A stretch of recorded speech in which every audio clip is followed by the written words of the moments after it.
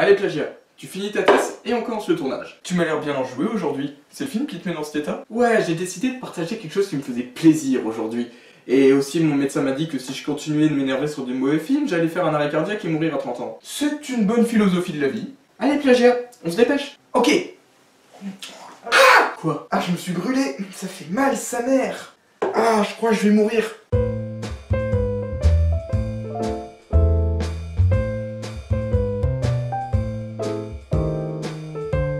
Bonjour à toutes et à tous.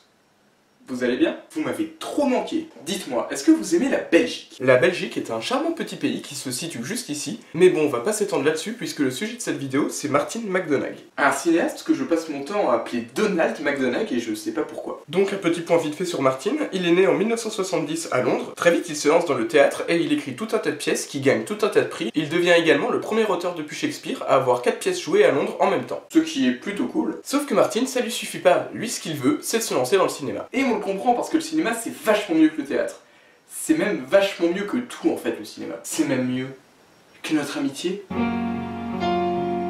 Carrément. En 2005, il se lance dans le cinéma avec son premier court-métrage, Six Shooters, qui gagne l'Oscar du meilleur court-métrage parce que monsieur n'a pas le temps. Pas le temps de niaiser. Après ça, il poursuit sur sa lancée et il écrit et réalise Bon baiser de Bruges en 2008, suivi de 7 psychopathes en 2012, qui sont au jour d'aujourd'hui ses 2 seuls films. Ce qui est rudement dommage. Donc, même si les 2 films sont vachement cool, j'ai décidé de vous parler en particulier de Bon baiser de Bruges parce que des 2, c'est celui que je préfère. Non, ne pleure pas cette psychopathe, on parlera de toi plus tard. Donc, le film nous raconte l'histoire de 2 tueurs à gages, Ken, joué par Brendan Gleeson, et Ray, interprété par Colin Farrell. Et ce mec est cool. Déjà parce qu'il a joué dans Bon baiser de Bruges, 7 psychopathes et la saison 2 de True Detective, qui est une bonne saison, faut arrêter de déconner, c'est pas qu'elle change de la première que c'est forcément moins bien. Mais aussi parce qu'il a joué dans Le Rêve de Cassandre de Woody Allen. Citez-moi une personne pas cool qui a joué dans un film de Woody Allen. Donald Trump dans Celebrity. Ouais, là je valide. Alors, Ken et Ray sont envoyés à Bruges pour se faire oublier après un contrat qui ne s'est pas super bien passé, et pour cause, alors qu'ils devaient exécuter un prêtre, Ray a malencontreusement tué un enfant. Ray a du mal à supporter le poids de la culpabilité et a des envies de suicide. Sur place, il décide de visiter la ville, car quitte à y être, autant en profiter. Pendant qu'il se promène dans les rues, il tombe sur le tournage d'un film dont l'acteur principal, Jimmy, est un nain, ce qui fait étrangement plaisir à Ray. Il rencontre également une jeune et jolie jeune femme appelée Chloé, jouée par Clémence Poésy, alias Fleur de la Cour dans la saga Harry Potter.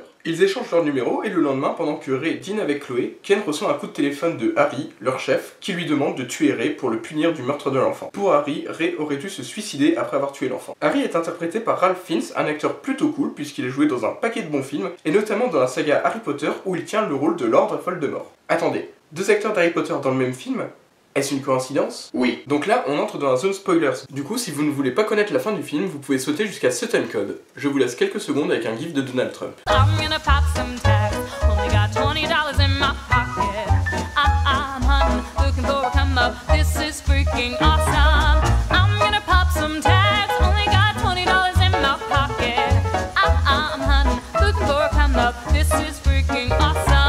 C'est bon, on reprend. Ken refuse de tuer Ray. Il décide de l'aider à fuir la ville et donne rendez-vous à Harry, à Bruges, pour un duel à mort. Sauf que Ray se fait arrêter dans le train parce que plus tôt dans le film, il a agressé un couple de Canadiens parce qu'il pensait qu'ils étaient américains. Oui, cette histoire est un peu long à expliquer, si vous voulez savoir, regardez le film. Tu as réussi à te sortir d'une situation compliquée tout en donnant envie aux gens de regarder le film. C'est habile. C'est ça la puissance intellectuelle. Bac plus 2 les enfants. Ray ne reste pas longtemps en prison puisque Chloé l'aide à sortir. Pendant ce temps, Harry arrive à Bruges et va chez Yuri, un trafiquant d'armes russes, pour lui acheter un pistolet. Yuri en profite aussi pour lui vendre des Doom Doom parce que... Doom Doom, avec une seule balle la tête explose. Harry rejoint Ken pour le duel à mort, le tue et tombe par hasard sur Ray et Chloé qui passaient justement par là. S'ensuit une course-poursuite qui se termine sur le tournage du film. Sauf que twist, pendant qu'il tire sur Ray, Harry touche Jimmy en pleine tête et comme il utilise des Doom Doom, sa tête explose. La tête de Jimmy explose. Pas celle d'Harry. Comme Jimmy est un nain et qu'il porte des vêtements d'écolier, Harry pense avoir tué un enfant et donc, fidèle à ses principes, se suicide. Ray est emmené dans une ambulance et le film se termine sur une réplique que je trouve personnellement très bien écrite et qui me mettrait presque la larme à l'œil. Là, on va attendre que les gens qui ont skippé reviennent.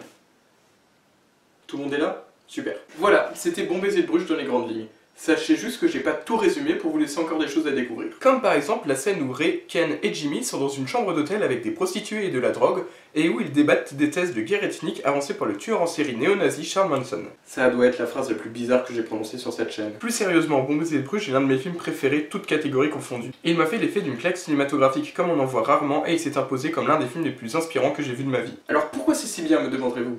Eh bien je vais vous le dire. Eh oui, je suis comme ça, moi. Tout d'abord, ce qui me parle dans ce film, c'est les thématiques abordées et la manière qu'a McDonagh de les appréhender. Le thème principal du film est la culpabilité et la question de comment vivre avec le poids de ses erreurs. Et McDonagh a eu la brillante idée de traiter cette question par le biais de la religion. Pendant tout le film, Ray cherche à expier son crime, celui du meurtre de l'enfant. Il pense qu'il ne peut pas être pardonné pour ce qu'il a fait. Pour lui, il mérite d'être puni. S'ensuit une réflexion sur la religion et particulièrement sur l'enfer et le paradis. L'enfer existe-t-il? Est-ce que je serai puni pour mes crimes après ma mort? Tant de questions que le film se pose. McDonagh réussit parfaitement à retranscrire le doute de Ray par rapport à ces questions.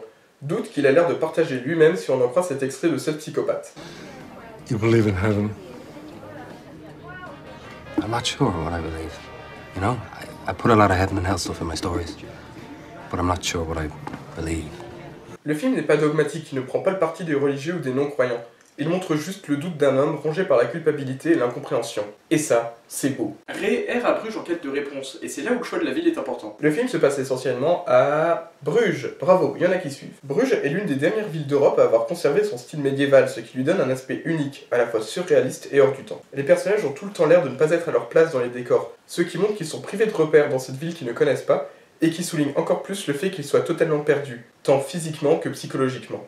De plus, le film est parfaitement bien écrit, que ce soit au niveau de l'intrigue, des personnages, des relations qui lient ces personnages, mais surtout au niveau des dialogues. Ils arrivent parfaitement bien à nous faire ressentir les émotions que McDonagh voulait nous transmettre. Les dialogues sont à la fois beaux et crus, sans jamais pour autant tomber dans la vulgarité gratuite. D'une certaine manière, on peut dire qu'ils nous font un peu penser à ceux d'un certain Quentin Tarantino. On dit souvent que Tarantino est le roi du dialogue, et bien si c'est le cas, McDonagh c'est le Premier ministre. J'ai pas tout compris à ce que tu viens de dire. C'est vrai que c'était plus clair dans ma tête. J'aimerais juste faire une petite parenthèse sur Tarantino. On a souvent comparé les films de McDonagh et Tarantino, alors que pour moi ce sont deux cinéastes totalement différents. La principale différence entre ces deux réalisateurs est leur rapport à la violence. Chez Tarantino, elle est fun, totalement exagérée et décuplée à l'extrême dans le but de faire rire. McDonagh ne partage pas cette vision des choses, et c'est le moins que l'on puisse dire, puisqu'il déclare « Tarantino pense que la violence, c'est cool. Pas moi. Pour moi, il n'y a rien de plus vide, de plus stupide que Django Unchained. » C'est d'ailleurs cette violence exagérée à l'extrême et parfois gratuite que McDonagh parodie dans la scène du cimetière de 7 psychopathes. D'ailleurs, Bon Baiser de Bruges contient aussi son lot de parodies avec les scènes de fusillade qui parodient, les scènes de fusillade. Est-ce qu'il vient de clasher Tarantino? Ouais, mais il clash tout le monde. Une fois en interview, il a quand même sorti « Je suis 1000 fois meilleur que ce fils de pute de Shakespeare ». Et je ne sais pas pourquoi, mais le fait de traiter Shakespeare de fils de pute me fait beaucoup rire. Où est-ce que j'en étais, moi? Ah oui, pourquoi le film est génial? Toutes les émotions que le film veut nous faire ressentir sont d'autant plus soutenues par le travail des acteurs. Colin Farrell est juste parfait en tueur à gages dépressif et rongé par le remords. Avec son jeu, il réussit parfaitement à nous retranscrire toute la détresse émotionnelle de son personnage. C'est pas pour rien qu'il gagnera un Golden Globes pour ce film. Mais les autres acteurs ne sont pas en reste, ils sont tous géniaux. Mention spéciale à Ralph Fiennes qui est excellent dans son rôle de chef de la mafia colérique. Regardez-le, on a vraiment l'impression qu'il fait tous les efforts du monde pour se contenir et qu'il est prêt à exploser d'une minute à l'autre. Et il m'a donné aussi de joyeux fous rires.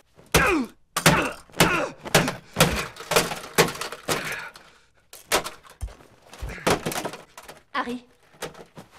Harry! Quoi? Tu t'acharnes sur un objet inanimé, bordel! C'est toi qui as putain d'objet inanimé, bordel! Car oui, je vous l'ai peut-être pas dit, mais le film est avant tout une comédie. Tu veux dire que c'est un film où on se marre? Ouais! Un film où il y a de bonnes barres de rire? Oui! De la bonne poilade? Calme-toi, tu pars en couille là! Un film où on se fend la poire, où on rit à gorge déployée, où on se bidonne, où on rit comme des baleines? Oui, cool! Avec Bon Baiser de Bruges, McDonagh développe un humour très particulier, jonglant avec plusieurs registres. Déjà, le film est rempli d'humour noir. On le voit principalement dans la scène où les personnages débattent des thèses de Charles Manson, ou encore dans la scène du restaurant dans laquelle le personnage de Colin Farrell fait référence tour à tour à Marc Dutroux et à la guerre du Vietnam, dans un dialogue complètement décousu, en passant du coq à l'âne sans la moindre raison apparente. Le film dévoile un humour très sombre, tournant principalement autour du thème de la mort, qui semble totalement omnubilé Ray. Cependant, le film joue aussi avec un humour totalement absurde, voire burlesque par moments. Déjà, si on veut faire de la branlette intellectuelle, on peut dire que le film reprend les thèses du théâtre de l'absurde créé par Camus dans les années 40. On y retrouve l'idée de l'errance de l'homme en quête de réponse et de la volonté de donner un sens à sa vie, ce qui est prétendument impossible. Ensuite, le film joue énormément sur le comique de situation et utilise pour cela son vestiaire de personnage pour le moins hétéroclite. Eh oui, je viens de placer le mot hétéroclite. Est-ce que je peux avoir des applaudissements là? Mais sérieusement, quand on fait la liste des personnages, on a un tueur à gages dépressif, un chef de la mafia colérique, un trafiquant d'armes ayant des problèmes de vocabulaire, un skinhead et un acteur nain cynique et accro aux drogues. Ça permet à McDonagh de mettre en scène ces personnages dans des situations totalement improbables. Comme la scène où les personnages discutent des thèses de Charles Manson en étant sous drogue. Oui, on peut dire que cette scène m'a marqué. De plus, les personnages semblent ramasser tout un tas de délires tout au long du film. T'es au courant que plus personne fait ça avec ses doigts depuis 2008? Certains thèmes reviennent à plusieurs moments du film sans aucune raison apparente. On peut citer par exemple les Pakistanais dont on parle vite fait au début du film, et qui sont mentionnés à plusieurs autres moments du film. Ce qui fait qu'au premier visionnage, en général, on est comme ça. Mais Josiane, je ne comprends pas là, pourquoi est-ce qu'il parle de pakistanais maintenant? Ce mélange d'humour noir et absurde donne une tarte unique au film, et là encore, on retombe sur ce qui fait sa principale qualité, son originalité. Le film est super original dans sa manière de traiter ses thèmes, dans ses choix de lieux, d'humour et de personnages. Bon baiser de Bruges est un film unique, constamment entre rire et larmes, la violence et le beau, le léger et le tragique. De plus, même si c'est un premier film, Bon baiser de Bruges est très bien réalisé. Déjà, le film est beau. McDonagh a apporté un grand soin à la photographie de son film. Les plans sont très travaillés, que ce soit au niveau du cadre, de la lumière ou des mouvements de caméra. De plus, la réalisation n'est pas que fonctionnelle ou esthétique, elle est aussi porteuse de sens. Comme par exemple ici avec ce parallèle qui est fait entre Ken et Harry qui dans le contexte de ces scènes est très riche de sens. J'en dis pas plus pour pas spoiler. J'en profite aussi pour vous dire que cette psychopathe est comme ça aussi. Je vous conseille vivement de voir ces films car même s'ils ne vous font pas autant d'effet qu'à moi, vous passerez quand même un bon moment en les regardant. C'est tout pour Cinémax, vous m'aviez manqué. Ça faisait combien de temps qu'on n'avait pas fait de vidéo? Trop longtemps.